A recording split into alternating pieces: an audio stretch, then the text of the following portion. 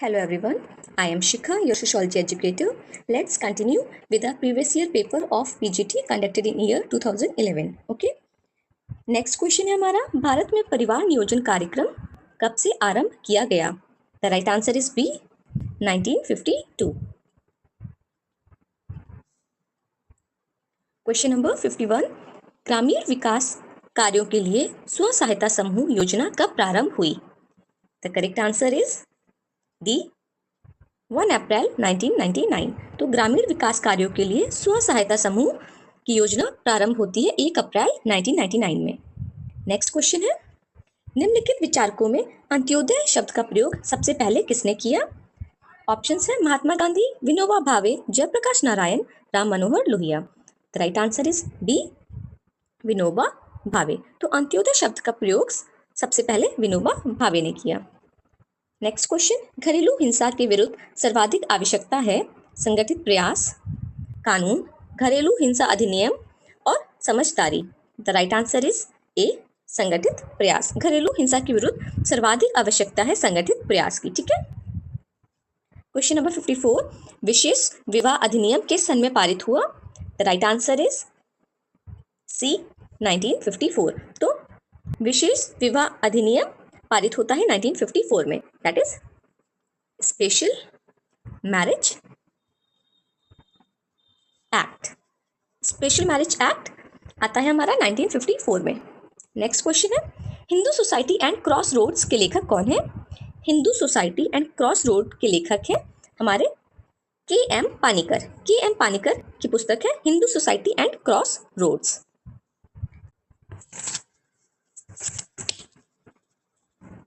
Question number 56, Auguste Comte का जन्म वर्ष व देश है? तो Auguste Comte was born in year 1798 और वो किस देश के हैं? वो फ्रांस के थे। ठीक है। The right answer is B.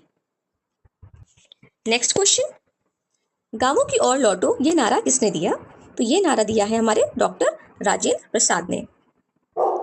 Next question, max weber एक बौद्धिक व्यक्तित्व नामक पुस्तक किसने लिखी? मैक्स वेबर एक बौद्धिक व्यक्तित्व, ये पुस्तक किसने लिखी है? The right answer is C, Reinhard Bendix. Reinhard Bendix की पुस्तक है मैक्स वेबर एक बौद्धिक व्यक्तित्व। नेक्स्ट क्वेश्चन है, समाजशास्त्र अन्य सामाजिक विज्ञानों की ना तो दासी है और ना ही गृह स्वामिनी बल्कि उनकी बहन है, यह किसने कहा है? The right answer is A, Barnes एम एंड बेकर्स ने। ठीक है। The right answer is A. Next question है, नगरवाद जीवन की एक पद्धति है, यह किसने कहा है? तो नगरवाद जीवन की एक पद्धति है, एल वर्थ द्वारा कहा गया है। Right answer is D. जजमानी व्यवस्था जाति के समस्त खंडों को आदान प्रदान के सिद्धांत पर अंतः संबंधित करती है, यह धारणा है। तो यह धारणा है हमारे एन.एस. रेड्डी की। ठीक है। तो एन.एस. रेड्डी की धारणा है कि जजमानी व्यवस्था जाति के समस्त खंडों को आदान प्रदान के सिद्धांत पर अंतः संबंधित करती है। The right answer is B. Next question, Manusmriti के कितने प्रकार के संस्कारों का उल्लेख है? मनुस्मृति में कितने प्रकार के संस्कारों का उल्लेख है? तो इसमें 16 प्रकार के संस्कारों का उल्लेख है। The right answer is C. Next question 63, भारतीय दंड संहिता को किस धारा के अंतर्गत पत्नी पति के दुर्व्यवहार की शिकायत कर सकती है? The right answer is C, धारा 498। तो 498 धारा के अंतर्गत भारतीय दंड संहिता में पत्नी पति के दुर्व्यवहार की शिकायत कर सकती है। ठीक है। The right answer is C. Next question है, मुसलमानों में तलाक के किस रूप में पति पत्नी परस्पर सहमति से विवाह विच्छेद तय करते हैं तथा किसी भी पक्ष को दूसरे के लिए क्षतिपूर्ति नहीं देनी पड़ती? The right answer is C, that is मुबारक। क्वेश्चन 65, सत्यशोधक समाज की स्थापना की थी? तो सत्यशोधक समाज की स्थापना की थी हमारे ज्योतिबा फूले ने। The right answer is B. ग्रामीण संप्रदायवाद की अवधारणा के प्रतिपादक है? तो ग्रामीण संप्रदायवाद की अवधारणा के प्रतिपादक है राधाकमल मुखर्जी। ठीक है। राधाकमल मुखर्जी ग्रामीण संप्रदायवाद की अवधारणा के प्रतिपादक है। नेक्स्ट क्वेश्चन है, विवाह अति व्यक्तित्व प्रकार की व्यक्तिगत संतुष्टि का उपकरण मात्र नहीं बल्कि एक सामाजिक क्रिया विधि भी है जिसे सामाजिक दृढ़ता को पोषित करने हेतु रचा गया। विवाह के संबंध में यह कथन दिया है। तो ये कथन दिया है हमारे गिलिन एवं गिलिन ने। The right answer is C. निम्नलिखित विद्वानों में से किसने ऐतिहासिक परिप्रेक्ष्य में हिंदू परिवारों का अध्ययन किया है?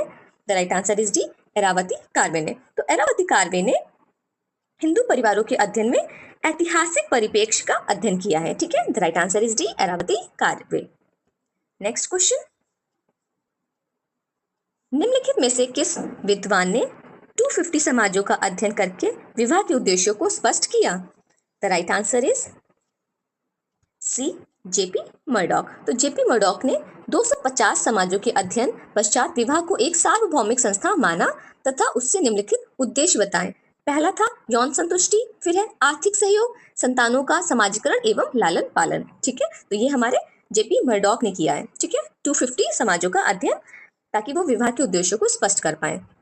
नेक्स्ट क्वेश्चन है क्वेश्चन नंबर 70, निम्नलिखित में से किस जनजाति में बहुपति विवाह का प्रचलन नहीं है? तो बहुपति विवाह का प्रचलन किस जाति में नहीं है? The right answer is D, Gond. Next question 71, बिना संस्थाओं के समाज रूपी भवन ढह जाएगा, यह कथन है? तो यह कथन है मैकाइवर एवं पेज का। नेक्स्ट क्वेश्चन, संस्कृति के विकास की 3 अवस्थाएं, अरण्य अवस्था, बर्बर अवस्था, सभ्य अवस्था, यह किस विद्वान ने बताई है? The right answer is B, Morgan ने। नेक्स्ट क्वेश्चन, किस विद्वान ने संस्कृति के इथोस और इडोस पक्ष का उल्लेख किया है? तो इथोस और इडोस पक्ष का उल्लेख किस विद्वान ने संस्कृति में किया है? द राइट आंसर इज ए, क्रोबर ने। ठीक है, तो क्रोबर संस्कृति के इथोस और इडोस पक्ष का उल्लेख करते हैं। ठीक है। नेक्स्ट क्वेश्चन, समाज वे व्यक्ति जो समाज के आदर्शों, मूल्यों तथा रूढ़ियों को विरोध करते हैं, वह उनमें परिवर्तन करने की चेष्टा करते हैं। समाज उनका नहीं किंतु वे समाज का मार्ग निर्देशन करते हैं। टॉयनबी ने ऐसे लोगों को कहा है, तो टॉयनबी ने ऐसे लोगों को कहा है पथ प्रदर्शक। The right answer is C. निम्नलिखित में से कौन सा संस्कृति संकुल का उदाहरण है? The right answer is C, ग्राहक और दुकानदार। तो ग्राहक और दुकानदार एक तरह से संस्कृति संकुल का उदाहरण है। ठीक है। निम्नलिखित में से किसने गुजरात के महुआ क्षेत्र में परिवार व्यवस्था का अध्ययन किया है? The right answer is A, IP Desai. तो आईपी देसाई ने गुजरात के महुआ क्षेत्र में परिवार व्यवस्था का अध्ययन किया है। नेक्स्ट क्वेश्चन, हिंदू उत्तराधिकार अधिनियम किस वर्ष पारित हुआ? The right answer is D, 1956। तो हिंदू उत्तराधिकार अधिनियम 1956 में पारित होता है। ठीक है। 78 क्वेश्चन, न्योता भेंट नातेदारी प्रथा जिसके अंतर्गत जितना रुपया नकद लिया जाता है उतना ही लौटकर भेंट में दिया जाता है। न्योता रजिस्टर बनाए जाते हैं जो पीढ़ियों तक सुरक्षित रहते हैं। यह प्रथा भारत में किस क्षेत्र में पाई जाती है? उत्तर दक्षिण, उत्तरी क्षेत्र में, मध्यवर्ती क्षेत्र में, दक्षिणी क्षेत्र में और पूर्वी क्षेत्र में। The right answer is B, मध्यवर्ती क्षेत्र में। क्वेश्चन नंबर 79, महिलाओं के लिए राष्ट्रीय कमीशन का गठन किया गया। The right answer is D, 1992 में। मुस्लिम विवाह विच्छेद अधिनियम किस वर्ष अस्तित्व में आया? द राइट आंसर इज ए, 1939। तो 1939 में मुस्लिम विवाह विच्छेद अधिनियम पारित होता है। क्वेश्चन नंबर 81, भारतीय इतिहास के किस युग को स्त्री जाति के लिए काला युग कहा जाता है?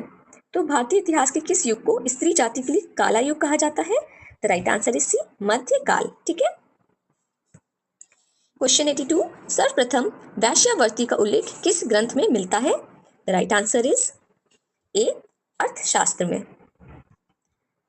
प्राचीन ग्रंथों में से किस में सर्वप्रथम बेरोजगारी के निवारण का विवरण मिलता है? वेद में, पुराण में, उपनिषद में और अर्थशास्त्र में। The right answer is D, अर्थशास्त्र में। 84, the beggar problem in greater Bombay. The beggar problem in greater Bombay पुस्तक के लेखक हैं? The right answer is doctor Sushil Chandra. तो डॉक्टर सुशील चंद्रा की पुस्तक है the beggar problem in greater Bombay. Next question है हमारा, सामाजिक विघटन का मुख्य कारण सांस्कृतिक तथा संस्थागत विघटन है, यह कथन किस विद्वान का है? The right answer is B, Toynbee. तो टॉयनबी का कथन है कि सामाजिक विघटन का मुख्य कारण सांस्कृतिक तथा संस्थागत विघटन है। The right answer is B, Toynbee.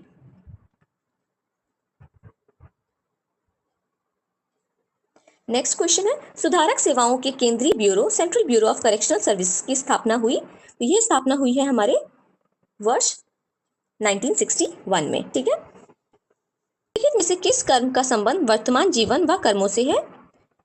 संचित, प्रारब्ध, क्रियामान और इनमें से कोई नहीं। The right answer is C, क्रियामान। ठीक है, अभी इसने पूछा है कि किस कर्म का संबंध वर्तमान जीवन से। जब वर्तमान जीवन से पूछा है तो क्रियामान है, अगर ये पास्ट के लिए पूछता तो आंसर प्रारब्ध होता। ठीक है, the right answer is C here, क्रियामान।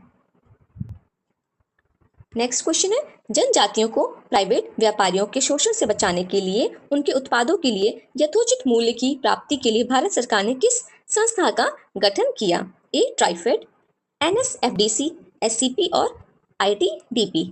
The right answer is A TRIFED का।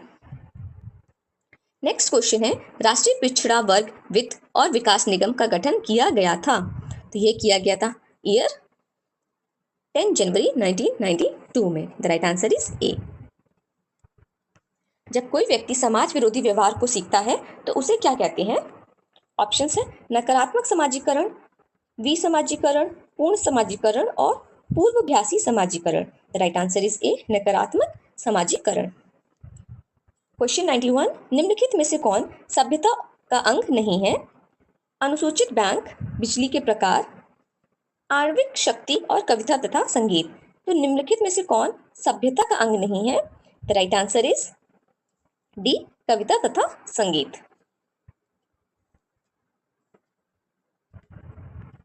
क्वेश्चन 92, स्त्रियों तथा कन्याओं का अनैतिक व्यापार निरोध अधिनियम कब पारित हुआ? तो ये पारित होता है वर्ष 1956 में। ठीक है, the right answer is B.